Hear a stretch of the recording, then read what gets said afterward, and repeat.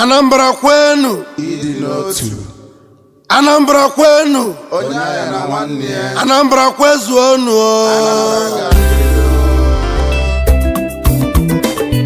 Anambra na Nigadi. anyị bụ isi Igbo Anambra na Nigadi. Anambra bụ isi Igbo niile Onye agha na nwanne ya.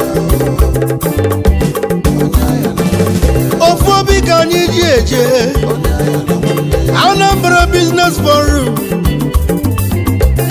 nke dị na Chacha na United Arab Emirates obodo oyibo ebe anyị si bido Ịdị n'otu ka anyị ji gaa. Onye agha na nwanne ya. onye ya na nwanne ya Anambra anyị bụ ofu Onye agha na nwanne ya. ABF Anambra Business Forum nke dị na Chacha United Arab Emirates under the chairmanship of Igirigagbu Orange Kisses na Nioba Mr. Moses Nwora Senti Motors na Lodogwa Bosogo na Boja ọchịchị gị dị anyị machila anyị gaba atụmatụ ga maka isi n'Igbo niile na anyị Igbo fuo ị na-emelu ụmụ Igbo na Chacha na ị na-anụ ya Moses Nwora gaba n'iru n'anya ikwughị n'azụ Igirigagbu Orange si na Anambra n'anya Igbo Igbo niile bụ ofu ịdị n'otu ka anyị dị Anambra ga-adị Igbo niile na anyị bụ ofu nwanne m ozi ise gba na-agbanye anwụ na Nioba Igirigagbu Orange na nlu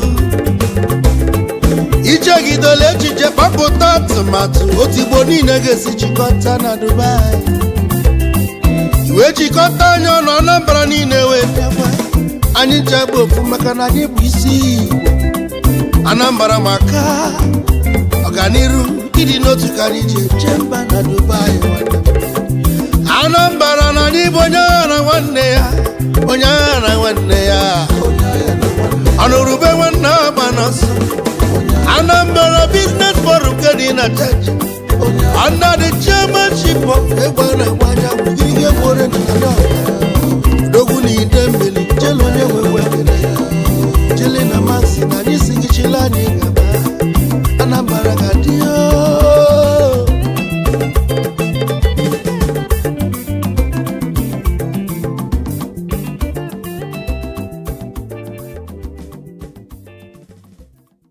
ọnụ na-ekwuli Igbo abịakwa ụzọ.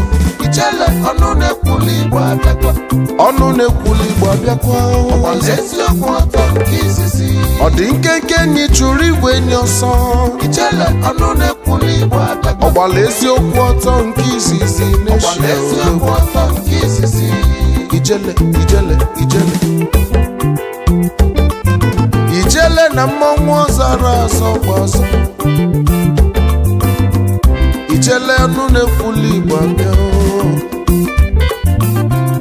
ọnụ na-ekwu eziokwu nke izizi Ijele oke mmọnwụ Ijele oke nafọlụ Ijele oke mmọnwụ Ijele unafọlụ Ijele oke mmọnwụ Ijele oke nafọlụ Ijele oke mmọnwụ Ijele unafọlụ Ijele oke ọnụ na-ekwuli Igbo abịa